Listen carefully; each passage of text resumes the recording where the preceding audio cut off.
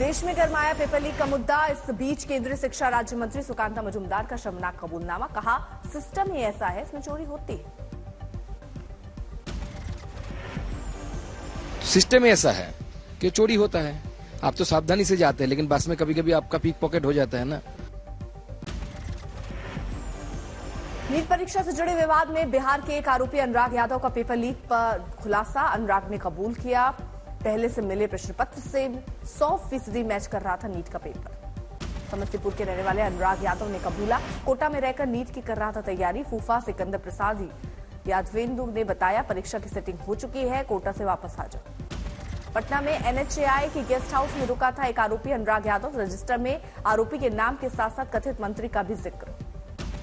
NEET में धांधली के खिलाफ कांग्रेस के अलावा विपक्षी पार्टियां भी करेंगे प्रदर्शन। सीपीआई के महासचिव डी राजा ने किया ऐलान। नीट धांधली के बिहार के मंत्री तक तार जुड़ने पर सियासी जंग। डिप्टी सीएम विजय सिन्हा बोले, आरजेडी माइंडसेट के लोग ऐसा करते हैं। नीट धांधली मामले में पटना में ईओयू के ऑफिस में एक छात्रा की पेशी। कथित पेपर लीक केस में पूछताछ के लिए एजेंसी ने भेजा था नोटिस।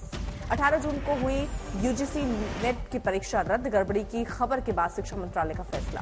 सीबीआई को सौंपी गई यूजीसी नेट परीक्षा में गड़बड़ी की जांच। नई तारीखों का दोबारा हुआ ऐलान। कांग्रेस के केंद्र में नरेंद्र मोदी के नेतृत्व वाली सरकार को पेपर लीक सरकार करार दिया। पूछा कि क्या आप शिक्षा मंत्री जिम्मेदारी लेंगे? एनएसयूआई अध्यक्ष वरुण चौधरी एनटीए पर तुरंत प्रतिबंध लगाने की कर रहे हैं मांग। शिवसेना नेता संजय राउत ने कहा कि हमारे प्रधानमंत्री मन की बात करते हैं, लेकिन परीक्षा पर चर्चा भी करते हैं, लेकिन देश में परीक्षा के नाम पर फ्रॉड हो रहा है, उस पर चर्चा नहीं करते। कांग्रेस नेता गौरव गोगोई ने पेपर लीक का मुद्दा उठा, कहा कि छात्रों के भविष्य के साथ ये खिलवाड़ कर रहे हैं।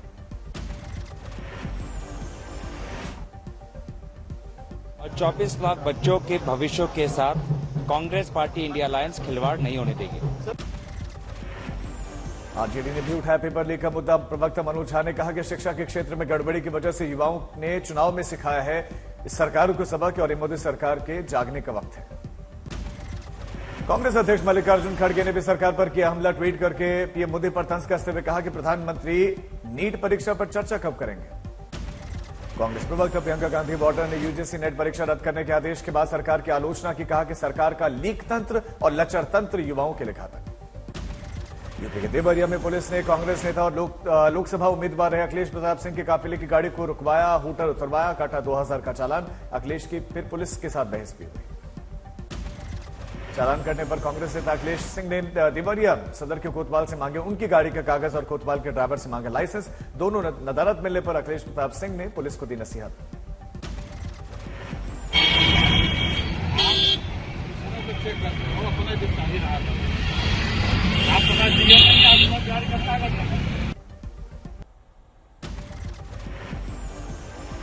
शिवसेना नेता संजय राउत ने बीजेपी की आभार यात्रा पर उठाए सवाल। कहा, 400 सीटों का दावा करने को जनता ने 240 पर समेटा, फिर किस बात का आभार यात्रा?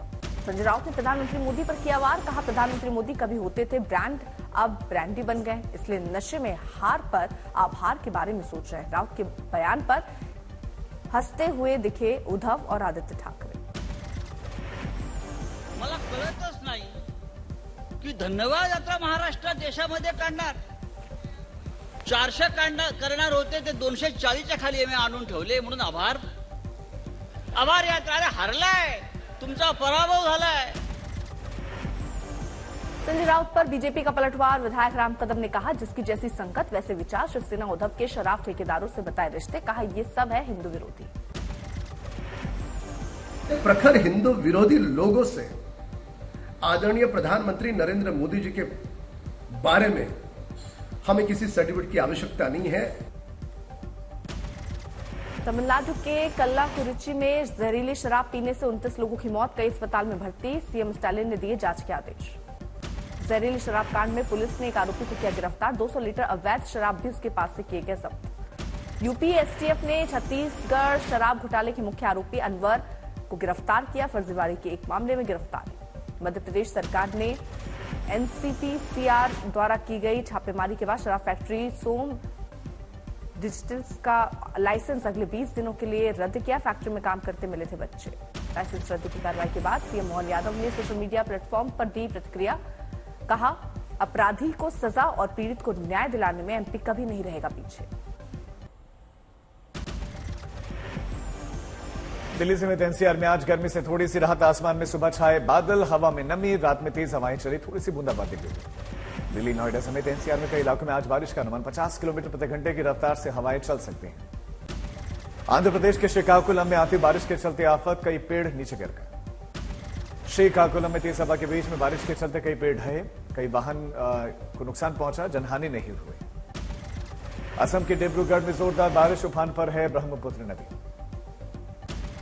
गुजरात के भावनगर में मौसम सुहाना, बारिश से लोगों को मिली राहत।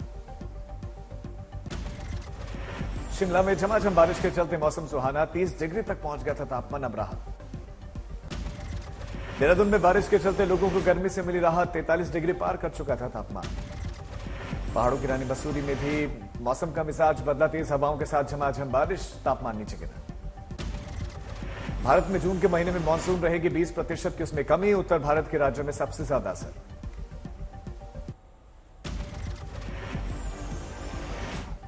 गाजियाबाद में 3 दिन में 42 लोगों ने तोड़ा दम, हीट वेव से मौत की आशंका, वजह की जांच के लिए कमेटी का गठन। नोएडा में 24 घंटे में अलग अलग जगहों पर मिले 14 लोगों के शव, पोस्टमार्टम रिपोर्ट में अधिकतर मामले में हार्ट अटैक, ब्रेन हैमरेज और निमोनिया से मौत। दिल्ली में भी जानलेवा बनी गर्मी, 24 घंटे में हीट स्ट्रोक से 5 लोगों ने गंवाई जान। आरएमएल अस्पताल में भर्ती हुए थे 22 मरीज, सफदरजंग अस्पताल में 5 लोगों ने तोड़ा दम। राम मनोहर लोहिया अस्पताल में वेंटिलेटर पर हीट स्ट्रोक के 12 मरीज, सभी की हालत नाजुक। प्रचंड गर्मी से अब तक 7 लोगों की हो चुकी है मौत। दिल्ली के स्वास्थ्य मंत्री सौरभ भारद्वाज ने बुलाया इमरजेंसी बैठक, सभी बड़े अस्पतालों के डायरेक्टर के साथ हीट स्ट्रोक के मरीजों के इलाज को लेकर बात। दिल्ली के एलएनजेपी अस्पताल में भी हीट स्ट्रोक के 9 मरीज भर्ती, वेंटिलेटर पर 4 बीमार। पिछले 1 हफ्ते में हीट स्ट्रोक से 2 की मौत। स्वास्थ्य मंत्री जेपी नड्डा का केंद्र सरकार के सभी अस्पताल और मेडिकल इंस्टीट्यूट को आदेश, हीट स्ट्रोक से बीमार हुए लोगों को इलाज में दी जाए प्राथमिकता। भीषण गर्मी के बीच दिल्ली में बिजली की डिमांड ने तोड़े अब तक के सभी रिकॉर्ड, 8,656 मेगावाट तक पहुंचा आंकड़ा। असम के बोंगाई गांव में पानी की तेज धार में फंसा बाइक सवार, लोगों ने बचाई जान। नदी का जलस्तर बढ़ने से आसपास के जिलों में बढ़ा बाढ़ का खतरा। जम्मू कश्मीर के बांदीपुरा में राजधानी टॉप पर अचानक बदला मौसम, ताजी बर्फबारी से तापमान में भारी गिरावट। आज से श्रीनगर के 2 दिनों के दौरे पर पीएम मोदी। श्रीनगर में रेड जोन किया गया घोषित। श्रीनगर में सुरक्षा के कड़े इंतजाम, चप्पे चप्पे पर सुरक्षा कर्मियों की नजर। पीएम मोदी यहां पर कई विकास परियोजनाओं की रखेंगे आधारशिला। कल श्रीनगर में 10वें अंतर्राष्ट्रीय योग दिवस पर कार्यक्रम में भाग लेंगे पीएम मोदी के जम्मू कश्मीर के दौरे पर बोले एलजी मनोज सिन्हा। कहा कि इस बार पीएम मोदी अंतर्राष्ट्रीय योग दिवस के दिन श्रीनगर में उपस्थित होंगे और डल झील के किनारे लगभग 7,000 लोगों के साथ करेंगे योग। मोदी कैबिनेट ने खरीफ की फसलों में 14 फसलों में एमएसपी बढ़ाई। धान का न्यूनतम समर्थन मूल्य बढ़ाकर अब 2300 रुपए प्रति क्विंटल किया गया।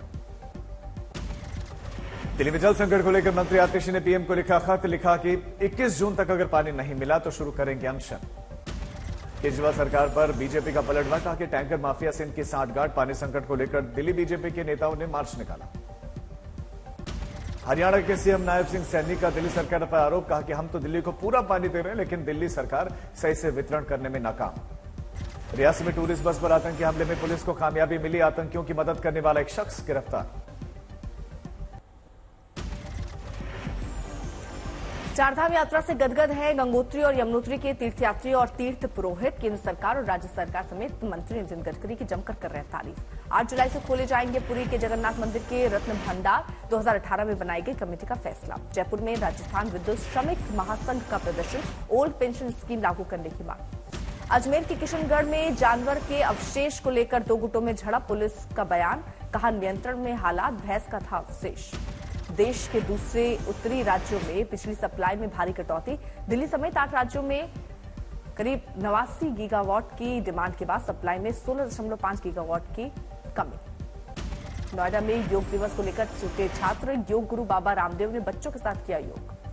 हैदराबाद में योग दिवस को लेकर निकाली गई जागरूकता रैली, बड़ी संख्या में महिलाएं हुई शामिल। चार मीनार पर बड़ी संख्या में महिलाओं ने किया योग, लोगों से की योग करने की अपील।